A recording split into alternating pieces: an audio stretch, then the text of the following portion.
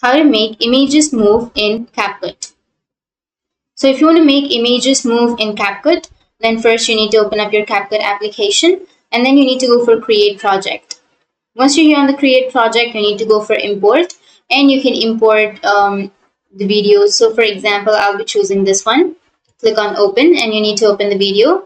Drag that to the bottom. Once you've chosen the video, now what you need to do is you need to select the starting point of the video and you need to add keyframes. So go for the upper right and here under the scale option or the transform option, you will have the keyframe. Simply click on add keyframe.